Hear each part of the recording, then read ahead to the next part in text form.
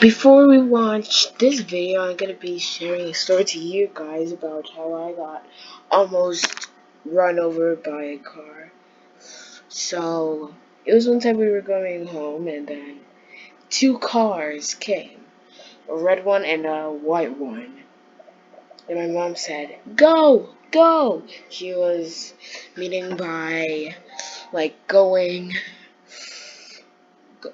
getting out of there instead of running to her side. Wait, did I get the checkpoint? And my brother was Yes, there I too. did! And my brother was there too. He saw it too. So But I just ran over to their side, almost getting run over.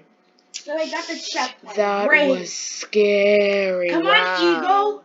Okay, now let's watch her story. Ego! This happened about a year ago, and my longtime Twitter peeps may remember it because, of course, almost getting run over by a car is something you're obligated to live tweet.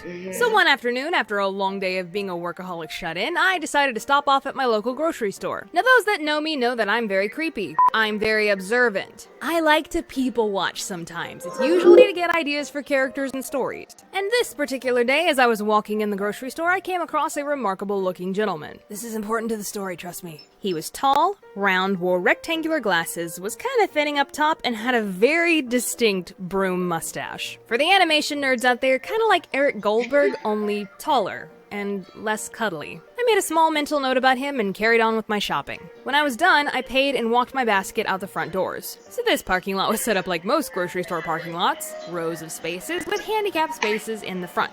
I started walking down my row to get to my car when I noticed a very nice Mustang sitting in the first handicap spot. I'm not a car person, but this was one of those cars that anybody would stop and admire. It was black, it had red stripes going down the center.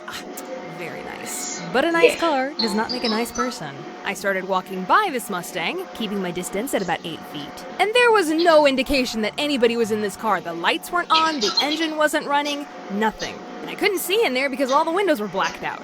I was about 3/4 the way behind this car when I heard it.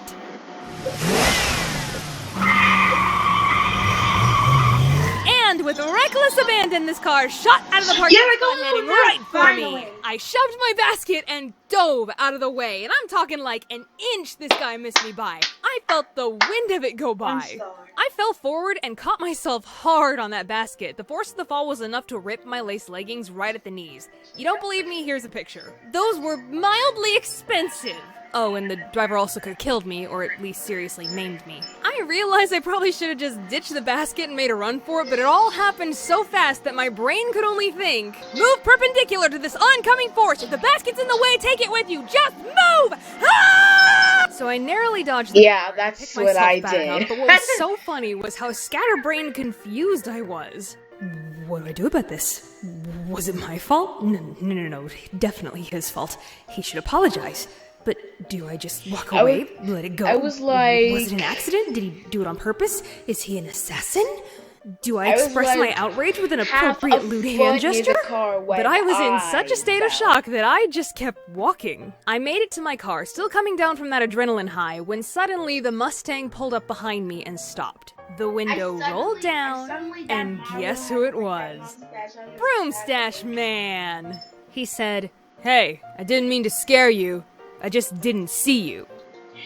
Okay, first off, he said it in such a tone that it sounded like he was blaming me. And second, you didn't see me? Really? Listen, I know I'm not particularly tall, but I'm not an 8-year-old. Well, mentally the jury's out on that one, but I am a cool 5'6", thank you very much. You can see me. Clearly proven by the fact that you saw that you almost hit me, otherwise you wouldn't have said anything. I was still so shaken and also a little bit angry by this point that all I could say was, okay. Alright. Bye. And he raced off. Huh, cad.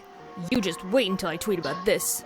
But oh, frabjous day, Kalu Kale, the story does not end there. It gets better. I was on my way home, still trying to process all that had happened, and, oh dear viewers, guess who I saw on the side of the road pulled over by the police? Broomstache! Yeah, Oh, the Popo got your number, bro. Oh Lord, I do believe I'm coming down with a case of justice. That Yes, is what you get. it's That so is what good. you Good get, job. homeboy. I still had that. Wait a minute. Where are my groceries?